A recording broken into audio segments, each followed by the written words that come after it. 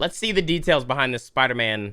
Well, it's not really like the full breakdown just yet, but it's like he does his reaction, but he still be dropping some knowledge in between like his reaction before he even dropped the full video. So let me know what's going on, man. Feel like Pharrell in 07 on my shoes, ice cream, make stars, stomp them out, it's a man down. Baby Milo custom PC getting fanned out. Not from the block, I'm from the H and we don't play around. Catch him at a red light with a Nerf gun, we gon' spray him down. Actually, never mind, don't care. Chat just told me that you dropped the full video. Welcome back to Rockstar's boss. Jeez, bruh. Don't care about your reaction, man. They told me that you just dropped the full video, man. The full breakdown. Holy shit. Chat, strap in. Strap it in and strap it up. Zip it up and zip it out. Let's check it out. This is a breakdown of the new trailer for Spider-Man No Way Home, which confronts Tom Holland, Peter Parker, with Doc Ock, Alfred Molina from Spider-Man 2, 2004, Green Goblin, Norman Osborn, Willem Dafoe from the Raimi trilogy, Electro, Jamie Foxx from the 2014. Yo, look at, like, this is so weird, man. The de-aging thing. I wonder what, what's going on with the blue stuff, though? Amazing Spider-Man 2, Sandman, Thomas Hayden Church from the Raimi movies, and the Lizard, Rhys Ifans from the 2012 Amazing Spider-Man, not to mention Doctor Strange. But this trailer seems to be playing some VFX trickery because I highly doubt Peter's facing all the... I saw something too, like, bro, the Lizard dude is not even like, he's not even going towards Spider-Man, so it's like, I feel like it's probably the other Spider-Mans that were supposed to be in this shot, and you know they just took him out. Cause like this nigga's he's not even close to attacking Spider-Man. These threats by himself. Like look, like where is he going? Actually, he just gets punched. What the fuck? VFX trickery because I highly doubt Peter's facing all these threats by himself. Oh shit! VFX trickery because I highly doubt Peter's facing all these threats I didn't by even notice himself. that. That's right, his backup, Sonic and Shrek. I'm gonna go through this frame by frame to find all the Easter eggs and details that this trailer is hiding. This video was okay. So question: Do y'all think the Spider-Man, the other Spider-Man, are not gonna come out until like the end of the movie? Sponsored by our friends at Heroes Journal. More on them later. Let's get started. I feel like they're gonna come at like the last act of the movie, bro. Ever since I got bit by that spider, I've only had 1 week where my life has felt normal. That was when you found out. We open on sad Peter Parker, his face bruised and bleeding, tears and rain. Seems like the end of the movie, so who is Peter mourning? Who's gonna die? Well, the trailer suggests MJ, but it could just as easily be like Ned, Aunt May, Happy Hogan, or Shrek. This could also be an ending where Peter, in order to save those he loves and those he doesn't want to harm, must exile himself to a reality in the multiverse where he is a stranger. Somebody said, I think yesterday when we were talking about it, like during the trailer, someone speculated his aunt might go.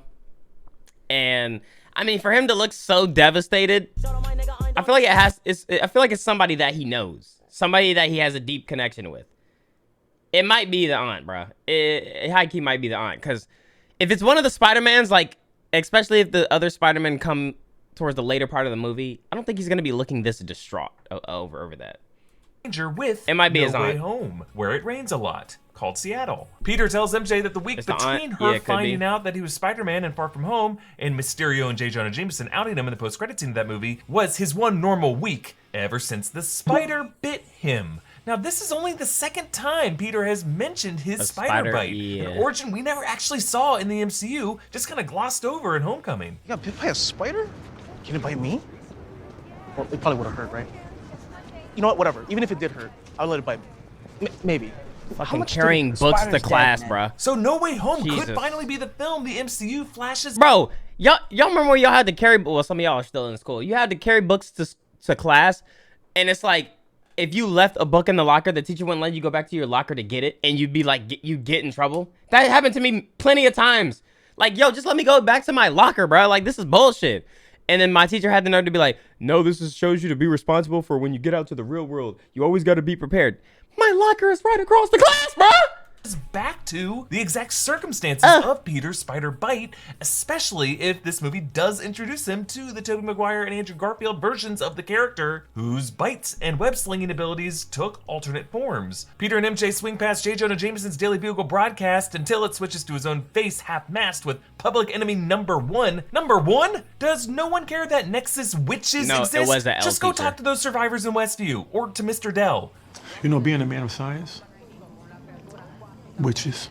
And in the shot, you can see how MJ's hair is blocking Peter's view, and that nearly causes him to smack right into that screen. And only when it clears does he finally whip to the side. Then Peter and MJ perch on the Queensboro Bridge. You can see over to the side there, this is right next to the Roosevelt Island Tramway, the setting of Green Goblin's showdown with Tobey Maguire and Peter Parker in the first Raimi Spider-Man film. Let's move on.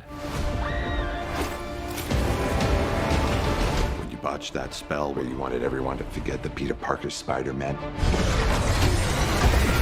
I mean, if somebody, started getting. if the whole world suddenly knew my identity, I ain't gonna lie, I would want the same thing too. Like, bro, sometimes I just want to go and get, you know, a fucking donut from the store, man. I don't want to have to wear a mask everywhere. Some visitors. As Peter and MJ jump from that bridge, you can see MJ is wearing the same Joan of Arc t-shirt that she wore at the end of Far From Home, which, in addition to being a reflection of MJ's feminine pride, was itself an Easter egg calling back Zendaya's Joan of Arc look at the 2018 Met Gala. Then they glide through the subway tunnels, somehow missing Morbius despite his best efforts to sneak into this universe. And obviously they do this to escape the I was about to say, wait, what the fuck? Wait, what? helicopters tracking them, but also I thought I completely missed something. following Cap's advice for how best to escape the city.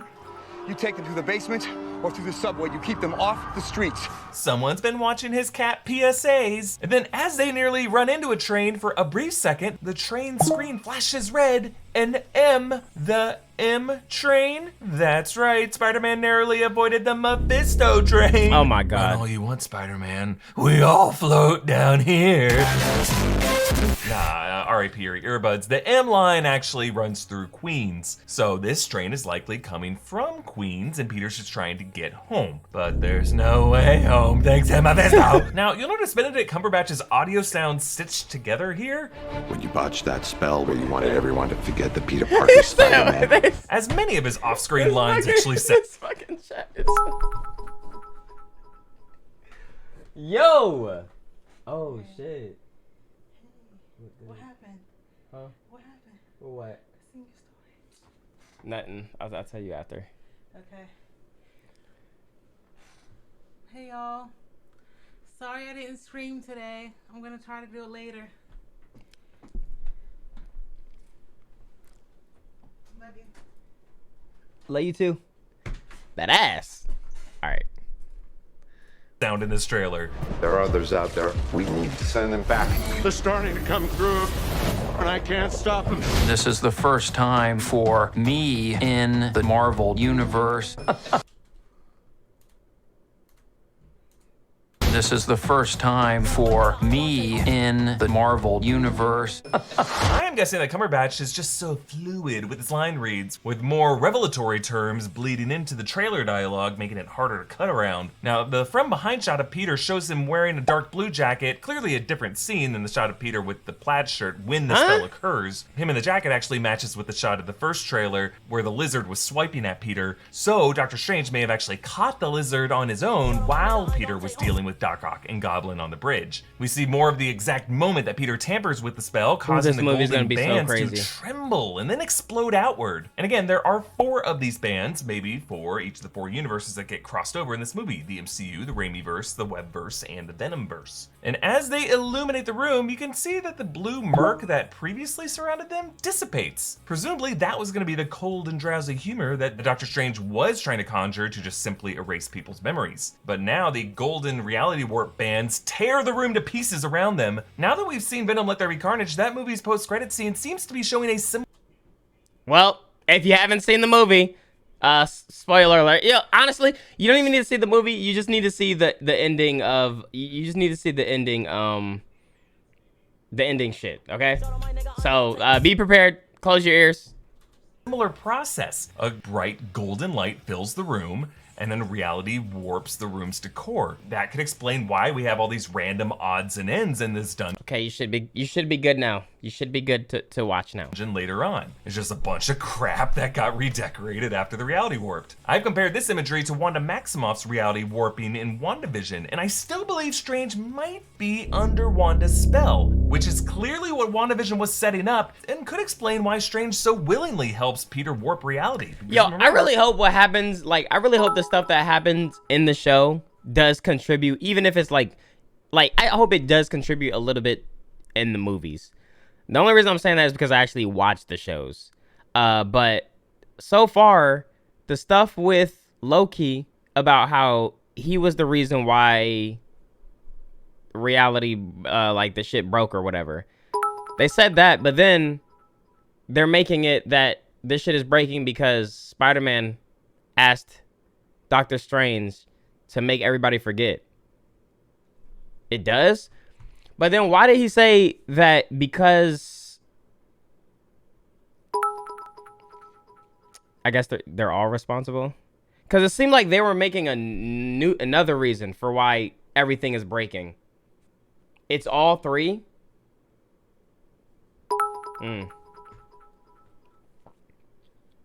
Wanda is looking for a reality where her children could still be alive. Moving on. From every universe.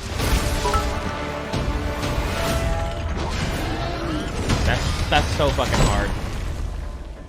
Hello, Peter. I love it. Green Goblin is here. He looms in through the smoke of his own pumpkin grenades, riding his glider. Meanwhile, Strange explains that these visitors are coming from every universe, meaning Doctor Strange might have been previously aware of alternate universes like the Raimiverse, which would give interesting meaning to the line he said to Tony Stark back in Infinity War.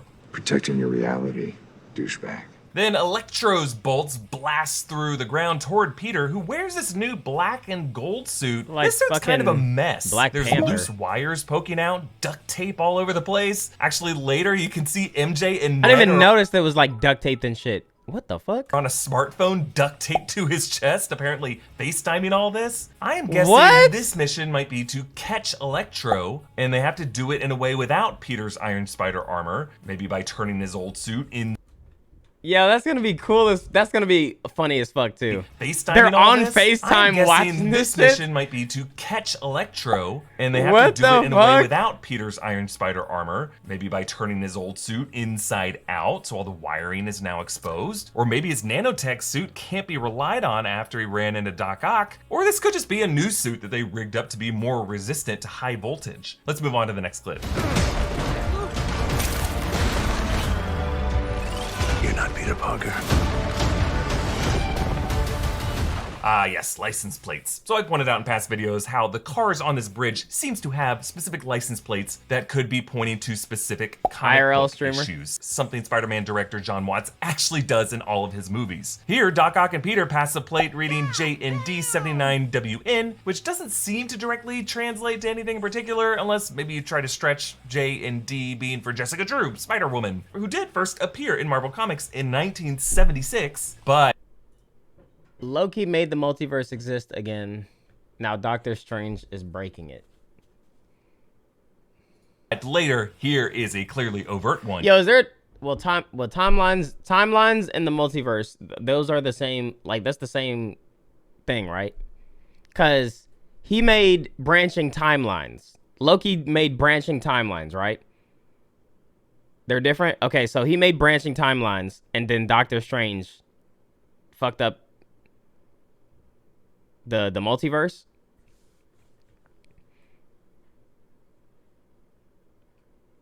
This is so confusing. An ASM 8183. John Watts always uses ASM to refer to Amazing Spider-Man, and then a specific comic book issue followed by the year. But this could be interpreted a couple different ways, actually. There was a Spectacular Spider-Man, not Amazing Spider-Man, issue 81 in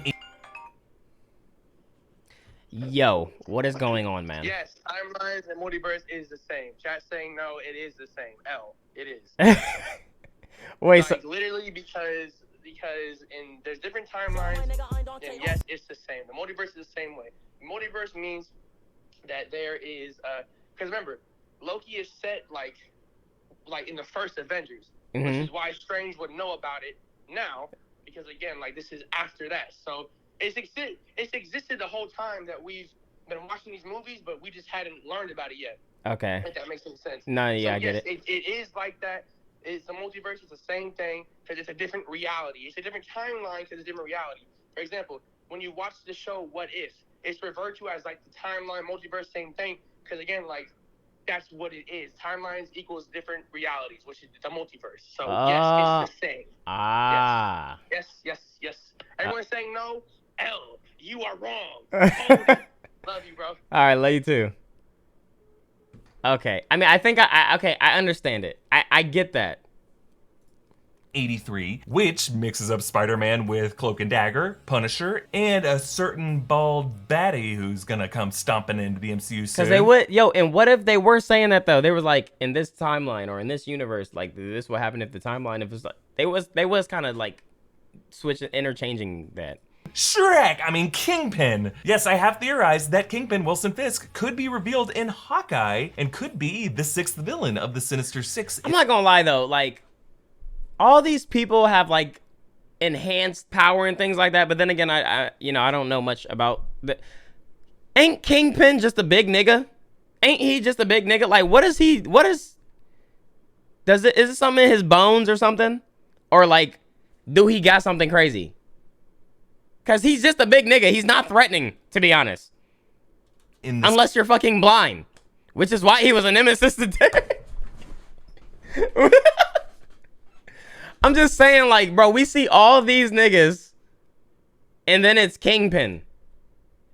Movie. But alternatively, there's also an amazing... He has superhuman strength? Of course he does. That's so boring. Spider-Man number 183 that was released in August 8th month in the year 1973, in which Peter gets attacked by a big wheel while Aunt May is hospitalized. This could just be a joke about how the wheel of this car is flying at Peter right now. But then beneath the bridge, Doc... $5. Can you talk about Young Dolph Death? He a popular rapper from Memphis. It will bring a lot of awareness because Memphis is about to get rough. This is just the start of a war, and I even go to...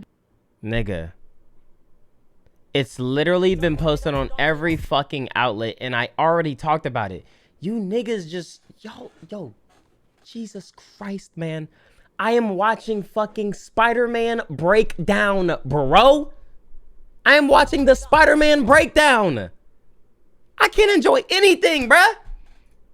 Ock jams his claw at Peter, and I love how John Watts uses a whip pan, the same kind of camera movement that Sam Raimi would often use for Doc Ock in the 2004 film. But notice how Doc Ock's arms now have a red and gold coating to them, and a chunk of Peter's nanotech is missing from his chest. He actually has to reallocate the nanobots from his helmet to his chest to protect himself from the blow, and a later trailer shot shows that Doc Ock straight up absorbs Peter's nanotech armor from his suit. And this is crazy, because Doc Ock comes from an alternate universe where Stark tech does not exist. How could he be compatible with this tech? What? Well, if you think about it, his arms are actually controlled via a neural link that was fused to his spinal cord. And Stark nanotech seems to be controlled via a kind of neural link as well. So maybe that is how Doc Ock can hack into it. I'm just excited to see nanotech on the loose in the MCU. Jesus. Could be a major plot point in shows like Armor Wars. Also, a little VFX detail that I appreciate. Peter's necktie dangles from the open nanotech hole. Armor Wars, that's gonna be a show, right?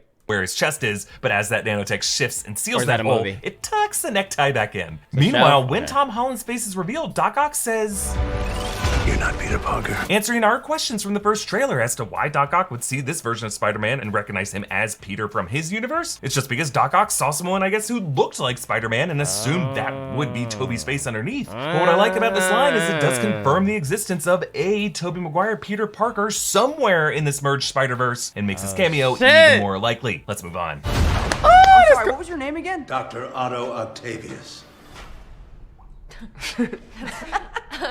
Wait, no, seriously, what's your actual name? Sounds like the kids are okay boomering Doc Ock about his name. I like how Ned is holding Okay, a boomer. crossbow. Might have been something he picked up from Strange and Wong's artifacts that they used for things like vampire hunting, because we know a lot of these are coming in the MCU. Meanwhile, Blade! MJ's necklace, I love this detail. It's actually a broken piece of the Black Dahlia necklace that Peter bought for her. I'm good, thank you for asking. In Venice, and later ended up broken when he gave it to her in that movie. She's so loyal, what a keeper. But I mean, it's MJ, she likes it better that it's broken. And then here, we see how Doc Ock actually retains the red and gold nanobots from Peter's suit on his arms. That's he might have cool. actually absorbed all of the nanobots for all we know. And then as Doc Ock turns his head, these claws, like snake heads, turn their heads too. We're not really sure how much these arms are listening to him or he's listening to them. I like to think they listen to me now. Next clip. There are others out there. We need to send them back. So, Scooby-Doo this crap. You know, all this is kind of your mess. I know Chat, just laugh, bruh. a couple of magic words He gave us this great video. The least we could do is laugh at his fucking jokes, guys. myself, starting with the word please. please, Scooby-Doo this crap. Okay, amazing set piece here. The freaking Statue of Liberty, keeping the tradition of landmark set. I didn't even realize. Okay, amazing set piece. I didn't even realize that was the Statue of Liberty. I thought it was a building. Hi, Dante. What's up?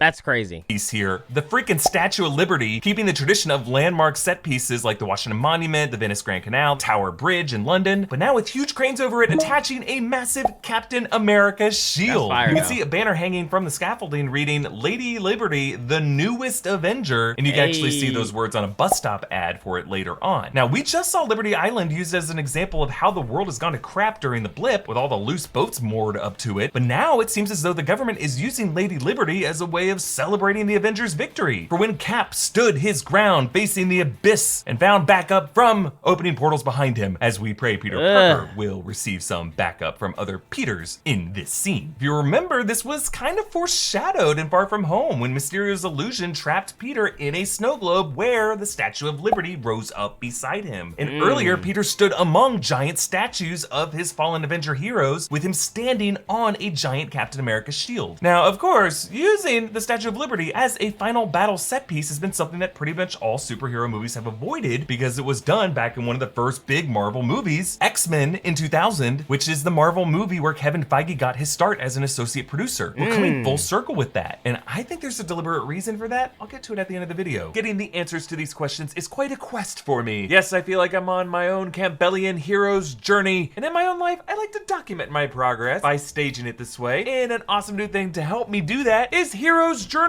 Hero's Journal is here to help you accomplish your Is goals this by promo? turning them into a quest. W ad break? The Hero's Journal helps you W ad. discover the story you tell Okay, about so yourself and define the quest you I want to completely forgot that the They have two fucking different X-Men journals, fought the on the Historia Statue of Liberty. Magic I haven't seen that movie in Harry years. Potter and the Legend of Historia for Who's folks my who favorite are superhero? aligned with Lord and they have a special new leather edition of I mean, I the like journal made from vegan Deadpool, leather, the but he's not really a Adventurer's superhero. Edition. It's got But it's fancy definitely foiling on Deadpool. the spine, a lovely green This wrap, is this movie's gonna be really crazy though. great This movie's gonna be gifts, real and so crazy. whatever your goals involve, the Hero's So he Journal said he was guides gonna you come along back the to that. journey So is he achieve trying to by like? building Is it like an positive end credit narrative scene? Probably gonna be the X-Men. versus a shame-based narrative. You can try the first 71 pages of the journal for free online if you want to check it out that way. But the Hero's Journal is available for purchase now. Head to the Maybe, heroesjournal.co. The or X-Men, click link the in X-Men come out. description You know, and use promo code a new Rockstars fucking for new Wolverine. 20% Jesus off. Christ, They're man! running Look, if they can redo, Spider-Man like 3 different times and we still fuck with it,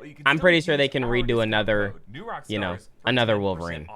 I know people be like, he can never be replaced. So Electro is charging up using electrical towers. Meanwhile, Peter uses a piece of wrist tech that eliminates rings of eldritch magic from Doctor Strange. So must be this suit, or maybe even just this piece on his wrist, was probably given to Peter in order to snare villains like Electro, kind of like a Ghostbuster, using a proton pack and a trap. Then Doctor Strange tells them to Scooby-Doo this crap. Just another example of the MCU folding in all of pop culture into their universe. Kind of like how Eternals just cited other Warner properties like Superman and Batman, and then a preview clip of that shit was Hawkeye so mentioned weird. Katniss Everdeen from Hunger Games. But Strange telling them to Scooby-Doo this problem does Polo G Hall of Fame 2.0 coming out. How do you think I feel about it? cast this group as a kind of mystery Inc. Like MJ would be Velma, Peter probably Shaggy, Ned Scooby, and Happy and Aunt May, Fred and Daphne. They're useless and always trying to Why don't you mind your own business, pal? But like in Scooby-Doo, the kids of this movie might end up unmasking the real villain behind it all, which according to Scooby-Doo lore is more often than not the old man Jenkins, who hired them in the first place. So just add this to the list of reasons to be super suspicious of Dr. Strange in this movie. He may be the witch who would have gotten away with it if it weren't for that meddling Nedlin. Moving on.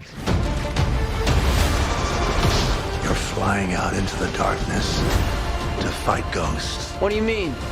They all die fighting Spider-Man. It's their fate. Oh my God. So we see a combination of Electro and Sandman attacking cops and news vans, but now standing aside the Daily Bugle van is our man J.K. Simmons as J. Jonah Jameson. Giddy smile on his face as he realizes he's getting a great scoop. And as Electro blasts away, you can see his humanoid shape flashing like lightning from spot to spot. Ooh, now, of course, his lightning color is now yellow, not blue like in The Amazing Spider-Man 2, but since Doc Ock can absorb nanotech, I think a lot of these villains might adapt new features as they transition into the MCU. Have Doc Ock chilling us with this line. You're flying out into the darkness to fight ghosts. For one, it doubles down on this Ghostbusters parallel of Peter's mission, but also Alfred Molina is looking directly into the camera here as if this is how he shuts up those kids for laughing about his name, reminding them that they will be facing madmen who should be dead, who now think that they're in some kind of purgatory or hell, and therefore they have nothing to lose. Dr. Strange says that all these people died fighting their version of Spider-Man, but that definitely wasn't the case for Sandman at the end of Spider-Man 3. Peter Parker forgave him and let him go. Yeah, he kind of just peaced out. Jeez, Toby, what did you do after Spider-Man 3? Did Flynn Marco break your damn door? Fix this damn door! Then Peter leaps after a... Yeah, there was a top comment in one of the videos where it was like, Spider-Man was like, fix these damn portals! he's like looking at Doctor Strange and he's like, fix these damn portals! And I was so... A pumpkin grenade as it explodes in front of him. This actually looks like the lobby of that same building, the one with the police cars outside, the same one we later see Electro and Sandman outside of, in the lobby that Aunt May seems to be charging through. I also think, based off of the SWAT swarming around it, that is where Happy Hogan is. So, between Happy and May, that's two very worrisome options for who this pumpkin grenade may be targeting. But Peter does seem to be wearing a new incarnation of his Iron Spider nanotech that probably protects him from this explosion. You can see that gold emblem stretching across his shoulders. That's completely new. The guy's got a million suits in this franchise. And in that shot, he appears to be talking to Aunt May. I like how he has multiple suits though. So I'm thinking she'll be okay. Happy though? I don't know. But an explosion does destroy the entrance, emitting a green fire, which actually continues to burn green on that piece in the lower right. So I'm wondering if this could be part of Goblin's weaponry. And then on the right is a Feast truck. Feast is Peter Parker's homeless outreach organization, and it has a big hole torn out of the side of the truck, like someone might have used this truck as perhaps a Trojan horse that they burst out of in the attack. Moving on. I'm sorry, kid. Yeah, me too. Don't. This shit's, everything is just going to shit, man. They're a danger to our universe. So deciding that he does not want to send these villains to their certain deaths, either realizing that if he's worthy of redemption, so must they be, or after Mysterio, he doesn't want any villain blood on his hands, Peter thwips and snatches that green cube artifact as it levitates between Strange's hands. I'm assuming this is some kind of Pokeball pocket prison that Dr. Strange is either storing the villains inside of, or some kind of mechanism that allows him to return them to sender. I love this. Peter is strung between two portals. Strange must have tricked Peter by opening one portal in the direction he was already thwipping, and then another one immediately behind him, so that Peter ended up thwipping his own foot. Genius. That's hard. In this shot I mentioned before, Aunt May looks super emotional, and she's carrying some device. Looks metallic, cylindrical, and glowing green a bit. Could this be some form of Goblin's tech? Then Doc Ock tries to crush Peter's head, which then leads to the nanobot spreading across his mechanical arms. This actually might have been a defense mechanism by the nanobots to keep the claws from crushing the helmet, but then those bots fused with Otto's neural link, allowing him to inherit them. On to the next clip. You're not gonna take this away from me.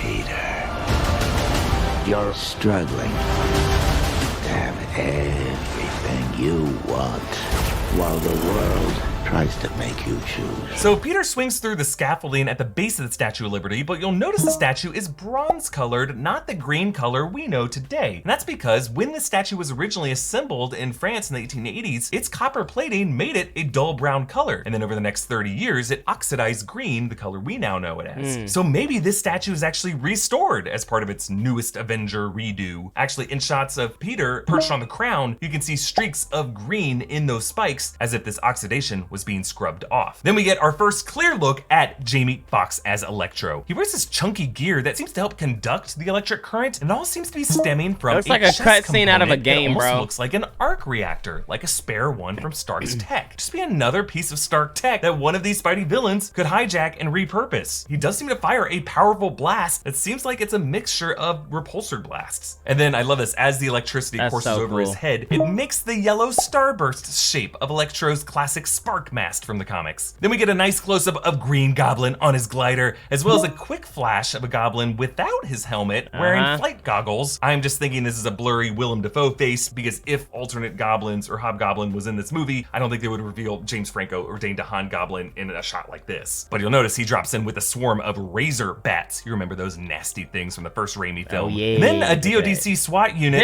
swarms in on the building, Department of Damage Control. These are the authorities who arrested and interrogate Peter, and they seem to here be in the apparent aftermath of that green explosion. And then a juiced up version of Doctor Strange's spell blasts out from Liberty Island, expanding far into the sky. Maybe that cube broke open, causing the barriers between realities to open even wider. More thoughts on this in a bit, but on to the next clip. This is all my fault. I can't save everyone. Oh yeah, here we go. Talk about it. Talk about it, bruh. Okay, so Electro, Sandman's giant face, and Lizard leap across the Statue of Liberty scaffolding towards Spider-Man, but clearly Lizard is jumping towards something else that must be positioned beneath Spider-Man that's been scrubbed from the frame. Actually, in the Brazilian version of this trailer, the cut was left long enough to show Lizard recoiling as if something kicked him in the head, something that was removed from this trailer, and I think it's a very good chance that in the theatrical version of this scene, that is going to be Andrew Garfield Spider-Man. Maybe Tobey Maguire Spider-Man, but Garfield Peter has a history with Lizard. Actually, Electro is also an Andrew Peter villain. Sandman was the Tobey Peter villain. Tom's really the odd one out here. Yeah, but I was about to say, he just makes it seem like it's 3 versus 1, but compositionally, it makes far more sense for this to be 3 versus 3. Kind of like how the profile collision shot in Civil War was equal numbers on both sides. And when Peter tells Aunt May that he can't save everyone, I think the subtext of that is that he can't do it alone, and he's gonna get some endgame style backup from his Peter variants. Somebody's in trouble. Somebody about to get in trouble. Tobey and Andrew in the trailer, but fans have been so ravenous with speculation. I think it's a foregone conclusion at this point. Still, I think we're gonna scream like Doc Brown when we see them. Let's move on.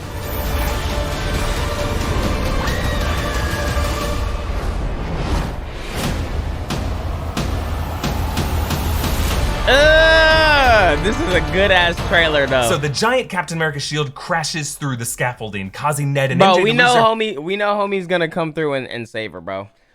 What's his name? Andrew Garfield. His Spider-Man is gonna come through because it's like a redemption thing, bro. balance, and MJ falls in slow motion with framing pretty similar to Gwen Stacy's fall in The Amazing Spider-Man 2. Peter dives after her, reaching out his hand. Is he gonna catch her? While many are asking whose hand this actually is, it's definitely Tom Holland Peter Parker's hand based on the glove design and the new suit he is wearing in the sequence. But the parallels to Andrew Garfield Peter Parker and Gwen Stacy's death are pretty strong enough here that it would not surprise me if Sony pulls another. That's such a fire shot. Lizard had to sneeze, so he turned his head that way. Had to! In the middle of a fight, bruh. Stacy's death are pretty strong. Bro, I love how they did that It scene. would not surprise me if Sony pulls another VFX switcheroo and replaces Tom's hand with the life-saving grasp of Shrek. I'm kidding. Andrew Garfield, who would refuse to let another Peter Parker love interest die the same way his Gwen Stacy did. You'll notice that the two hands here are framed perfectly with One World Trade Center in the background, just as this building does, looming over Gwen Stacy's funeral in the 2014 film. Let's move on to the final clip. What's happening? They're starting to come through, and I can't stop them. They're starting to come through. So it looks as though that spell that blasted outward from the Statue of Liberty has left this crack in the sky, like the cracks in space formed when the multiverse shattered in Loki, or the shattering of reality walls in What If. Now, these cracks were once orange, like the golden bands of Doctor Strange's spell, but now a purple glow has overtaken the orange color as this glows in from what lays beyond. Purple has tended to be the color of dark magic in the MCU, the color of Dormammu in the Dark Dimension, the color of Agatha Harkness darkness is dark magic. But the question is, what or who has started to come in through these cracks that Doctor Strange cannot keep out? Well, interdimensional threats like Dormammu or Shuma Gorath or demons from the What If episode 4 always seem to be a threat to Doctor Strange. Maybe we're looking at a symbiote hive or Kang variants. I don't think it has to be one big threat, but like the Sinister Six spawning throughout the MCU, any number of out-of-place outsiders suddenly appearing from different universes. And I think it is interesting that they chose the Statue of Liberty as the focal point of all of this. The gateway to a new world for the tired, the poor, the huddled masses yearning to breathe free. A symbol chosen specifically for that X-Men final battle for that reason, as part of Magneto's plan to transform world elites into poor huddled mutants from a shining beacon in Lady Liberty's torch. No Way Home is clearly a prelude to Doctor Strange in the Multiverse of Madness, which I'm pretty sure is gonna be the MCU's version of the Scarlet Witch House of M storyline, which is the nexus point of mutant existence in the multiverse. If we are seeing the moment that break in reality occurs, and if Doctor Strange has a link whatsoever to the Scarlet Witch, which we know from WandaVision that he does, then Kevin Feige might have chosen the Statue of Liberty specifically for that parallel symbolism as the place that he, when he got his start as a young associate producer on that X-Men 2000 film, personally shepherded Marvel superheroes to take a huge leap forward on the big screen, and he could be now bringing it full circle as a place mutant kind arrives on the shores of the MCU. Well, that is everything I caught in this magnificent No Way Home trailer, but we will be making plenty more videos about this in the days and weeks to come. So support this channel by checking out our merch options at newrockstarsmerch.com. Follow me on Instagram and Twitter at EAVoss. Follow New Rockstars. Subscribe to New Rockstars for breakdowns of everything you love. It's late in the night. I can't talk anymore. So much shit going on, man. So much shit going on. All I know is I just want to see the movie, bro. I'm just ready to see this movie already, bro. Ding, ding, ding, ding, ding, ding, ding, ding. Okay, so I think for sure. Well, I don't know for sure, but I have a big feeling that it's probably gonna be the aunt that, you know, bites the bullet, man. I don't know. Somebody gonna die though. Somebody is gonna die. I don't know who it's gonna be. I don't know when it's gonna happen, but somebody finna die. All right, chat.